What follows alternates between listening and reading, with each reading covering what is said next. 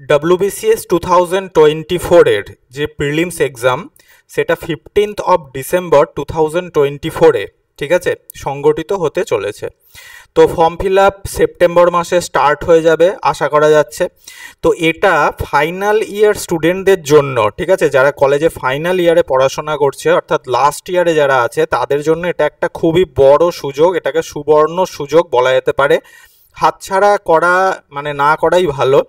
Group A B C ডির জন্য তারা ফর্ম ফিল আপ করতে পারে। তো কেন এটা সুবর্ণ সুযোগ, কেন ফাইনাল ইয়ারের স্টুডেন্টদের জন্য এটা সুবর্ণ সুযোগ, সব ডিসকাস করবো এই ভিডিওতে, যেখানে আমরা শিক্ষাগত যোগ্যতা এবং বয়স নিয়েও ডিসকাস করব।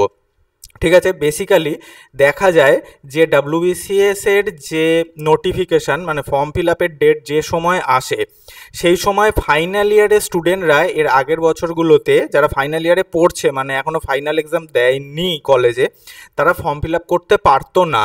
কিন্তু এই 2024-এর যে ফর্ম ফিল আপ সেখানে তারা ফর্ম ফিল আপ করতে পারবে। কেন পারবে, কিসের জন্য পারবে, সব ডিসকাস করছি এই ভিডিওতে। তো যারা এই ভিডিওটায় ক্লিক করে ঢুকে পড়েছো কমপ্লিট ভিডিওটা দেখার চেষ্টা করো, কারণ শিক্ষাগত যোগ্যতা এবং বয়স প্রত্যেকটা ডেট অফ বার্থ কত থেকে কতর মধ্যে থাকতে হবে সব ডিসকাস হবে। ঠিক আছে, তো চলো এগিয়ে যাই। তো দেখো, ভিডিও শুরু করার আগে আমরা তো এতদিন পর্যন্ত ইংলিশ ফর WBCS আমাদের চ্যানেলের নাম, যেখানে আমরা শুধুমাত্র WBCS এর যে ইংলিশ প্রিপারেশান তার উপরে আমরা কোচিং দিতাম। ঠিক আছে, তো এখন থেকে আমরা English for SSC CGL, CHSL, MTS এবং ইংলিশ ফর UPSC CSAT-এ যে তোমার কম্প্রিহেনশান থাকে অনেকগুলো, ঠিক আছে, সেই কম্প্রিহেনশানের জন্য কিন্তু অনেকে CSAT পেপারটা ক্লিয়ার করতে পারে না।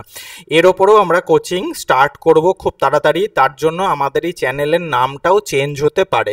তো যারা চ্যানেলে ফার্স্ট টাইম এসছো তারা চ্যানেলটাকে সাবস্ক্রাইব করে রাখো, কেননা এই আপডেটসগুলো তোমরা পাবে না। ঠিক আছে, এছাড়াও এই ভিডিও ডেসক্রিপশানে দেখো লিঙ্ক পেয়ে যাবে টেলিগ্রাম চ্যানেলের, সেখানে যুক্ত হয়ে থাকতে পারো। আমার হোয়াটসঅ্যাপ নাম্বার দেওয়া আছে এই ভিডিও ডেসক্রিপশানে, সেখানেও তোমরা আমার সঙ্গে কন্ট্যাক্ট রাখতে পারো। তো চলো এগিয়ে যাই। দেখো, সবার প্রথমে হচ্ছে কোয়ালিফিকেশান। ঠিক আছে, 2024-এর যে প্রিলিমস এক্সাম হবে তার আগে সেপ্টেম্বর মাসে, আশা করা যাচ্ছে সেপ্টেম্বর মাসে, ঠিক আছে, সেপ্টেম্বর মাসে হয়তো ফর্ম বেরিয়ে যাবে। তো সেপ্টেম্বর মাসে যখন ফর্ম বেরোবে তখন তোমাকে a degree of a recognised university এটা তোমার হাতে থাকতে হবে, অর্থাৎ গ্র্যাজুয়েট ডিগ্রি তোমার হাতে থাকতে হবে। ঠিক আছে, এটা হচ্ছে নিয়ম। এখানে দেখো বলাই আছে, the candidates must fulfil the requisite qualifications by the closing date of submission of application. তার মানে অ্যাপ্লিকেশান যখন ক্লোজিং হচ্ছে সেই ডেটের মধ্যে তোমাকে যে গ্র্যাজুয়েট ডিগ্রি সেটা পেতে হবে। অনেক সময় দেখা যায় যে অনেক ক্যান্ডিডেট থাকে যারা ফাইনাল ইয়ারে পড়াশোনা করে, ঠিক আছে, অর্থাৎ ফাইনাল ইয়ারের স্টুডেন্ট হয়, হয়তো 1 মাস 2 মাস কি 1 সপ্তাহ 2 সপ্তাহের জন্য তারা রেজাল্ট হাতে পায় না, দ্যাট ইজ ওয়াই তারা ফর্ম ফিল আপ করতে পারে না। কিন্তু এই বছর সেটার হবে না, প্রত্যেকটা ফাইনাল ইয়ারের স্টুডেন্টই ফর্ম ফিল আপ করতে পারবে, কারণ ওয়েস্ট বেঙ্গলে যতগুলো ইউনিভার্সিটি রয়েছে তাদের প্রত্যেকটার ফাইনাল যে এক্সাম সেটা জুলাইয়ে স্টার্ট হচ্ছে, আগস্টের মধ্যে শেষ হয়ে যাবে এবং রেজাল্টও আগস্টের লাস্ট উইকের মধ্যে হাতে চলে আসার কথা। ঠিক আছে, তা আগস্টে তোমরা যদি যারা ফাইনাল ইয়ারের স্টুডেন্ট আছো তারা যদি রেজাল্ট হাতে পেয়ে যাও, তারা তোমরা পজিটিভলি কি করতে পারবে না ফর্ম ফিল আপ করতে পারবে। তারা ফর্ম ফিল আপ করতে পারবে WBCS 2024-এর জন্য। এক্সাম হবে 15 ডিসেম্বর, মানে এখনও নয় করে 5 মাস, 5 থেকে 6 মাস তোমাদের হাতে আছে। ঠিক আছে, 5 মাসই ধরলাম, এখনও 5 মান্থস আছে। এবং যারা ঠিকঠাক মতো পড়াশোনা করবে 5 মাস কিন্তু এনাফ প্রিলিমসকে ক্র্যাক করার জন্য, যদি একটা সলিড স্ট্র্যাটেজি নিয়ে চলা যায়। এর ওপর আমাদের ভিডিও মানে আমাদের চ্যানেলে আরও ভিডিও আসবে, সেগুলো তোমরা ফলো করতে পারো। ঠিক আছে, তো কোয়ালিফিকেশান নিয়ে আর কোনো কনফিউশন থাকলো না। আমাকে বহুজন হোয়াটসঅ্যাপে মেসেজ করে যে স্যার আমি ফাইনাল ইয়ারে পড়ি, ফাইনাল ইয়ারের স্টুডেন্টরা কি ফর্ম ফিল আপ করতে পারবে? তো হ্যাঁ, 2024-এ ফাইনাল ইয়ারের স্টুডেন্টরা গ্র্যাজুয়েট হয়ে যাচ্ছে ফর্ম বেরোনোর আগেই, অ্যাপ্লিকেশান বেরোনোর আগেই। তো তোমরা অ্যাপ্লাই করতে পারবে, যার জন্য যারা ফাইনাল ইয়ারে আছো এবং 2024-এ এক্সামে বসতে চাও কাইন্ডলি এখন থেকে ফোকাসটা রাখো, তা বলে যেন তোমাদের ফাইনাল যে এক্সাম সেটাকে নেগলেক্ট করো না বা ইগনোর করো না। ঠিক আছে, তো চলো এবার আমরা এজের দিকে এগিয়ে যাই। দেখো, এজ কি হিসাবে কাউন্ট হয়। তো তুমি যখন ফর্ম ফিল আপ করবে তোমার মাধ্যমিকের যে অ্যাডমিট কার্ড, ঠিক আছে, বা সার্টিফিকেটে তোমার যে ডেট অফ বার্থ থাকবে সেই ডেট অফ বার্থটার হিসাবে কিন্তু তোমার বয়স ক্যালকুলেট করবে পিএসসি, বা তোমাকেও সেই অনুযায়ী কিন্তু ক্যালকুলেট করে ফর্মে যখন তোমরা ফর্ম ভরবে তখন তোমাকে লিখতে হবে। তো চলো এগাই।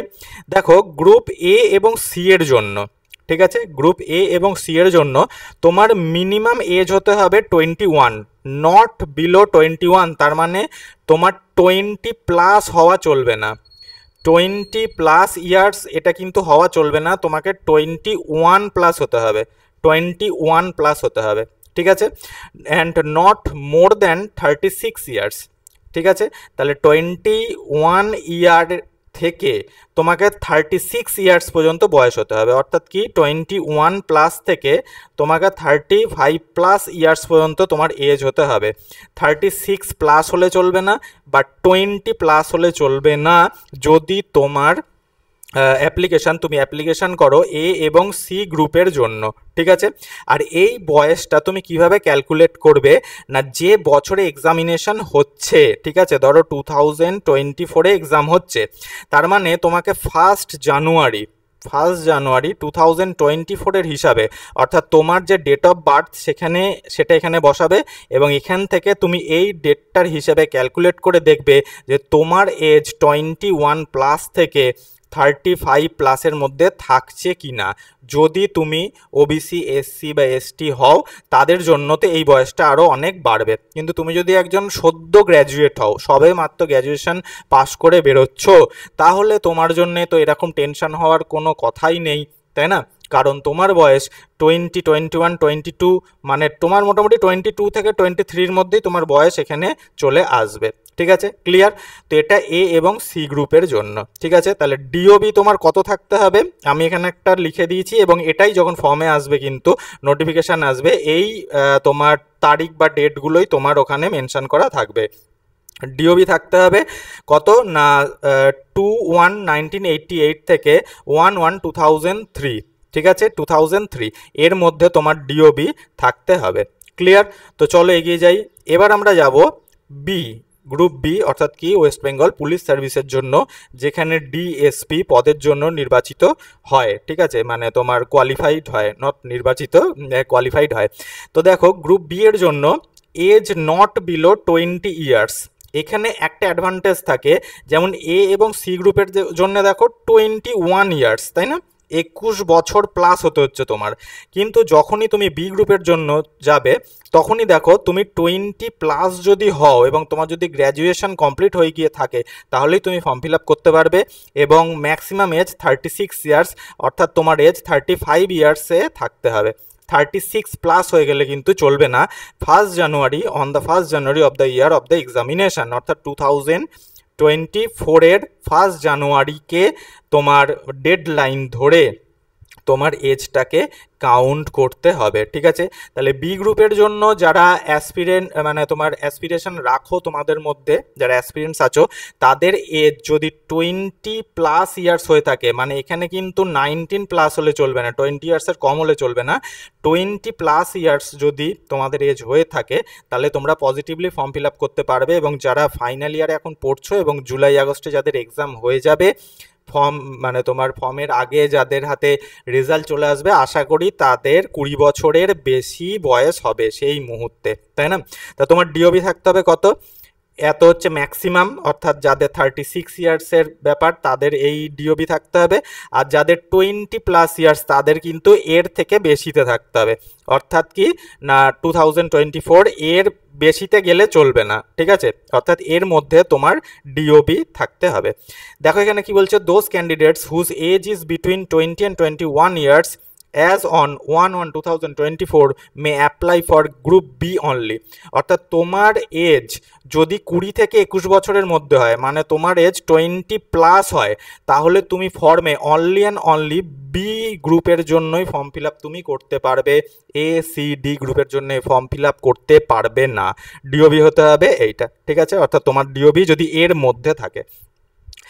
1/1/2003 থেকে 1/1/2004-এর মধ্যে তোমার যদি ডিওবি হয়ে থাকে, তাহলে অনলি অ্যান্ড অনলি তুমি বি গ্রুপের জন্য ফর্ম ফিল আপ করতে পারবে। আই রিপিট, তোমার ডিওবি ডেট অফ বার্থ যদি এই ডেট থেকে এই ডেটের মধ্যে থেকে থাকে, তাহলে তুমি only and only group B এর জন্যে ফর্ম ফিল আপ করতে পারবে।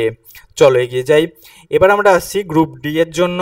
গ্রুপ ডি এর জন্য একদম একই ব্যাপার, এ এবং সি গ্রুপের জন্য যে আমাদের এজ লিমিট ছিল যে 20+ ইয়ার্স তোমাকে থাকতে হবে, ঠিক আছে। সরি, 20+ ইয়ার্স হলে হবে না, 21+ ইয়ার্স হতে হবে মিনিমাম এজ, তবে তুমি এখানে ফর্ম ফিল আপ করতে পারবে। এবং ম্যাক্সিমাম এজ 39 ইয়ার্স হতে হবে। কত না 2024-এর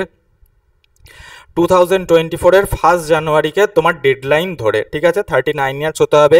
এবার তুমি যদি SC ST OBC হও পজিটিভলি, তুমি 39+3 42 ইয়ার্স পর্যন্ত পাবে, অর্থাৎ কি 41+ ইয়ার্স পর্যন্ত পাবে। আর যদি SC ST হও তাহলে 39+5 ধরে নিলাম, তাহলে কত হলো 43+ এজ পর্যন্ত তুমি এই ফর্ম ফিল আপটা করতে পারবে। DOB এর মধ্যে তোমার থাকতে হবে, ঠিক আছে। All clear? তো যারা সদ্য গ্র্যাজুয়েট, অর্থাৎ যারা জুলাই মাসে আগস্ট মাসে এক্সাম দিয়ে আগস্ট মাসের শেষে তারা রেজাল্ট হাতে পেয়ে যাবে, তাদের জন্য গ্রুপ বিতে ফর্ম ফিল আপ করার জন্য একটা খুবই বড়, ঠিক আছে, তোমার পসিবিলিটি আসছে, তৈরি হতে চলেছে এবং তাদের সুযোগও রয়েছে হাতে। এবং যারা 21+ ইয়ার্স করে ফেলেছো তারা এখন ডি গ্রুপের কথা না ভেবে এ এবং সি গ্রুপের জন্য তোমরা ফর্ম ফিল আপ করতে পারো, ভাবতে পারো।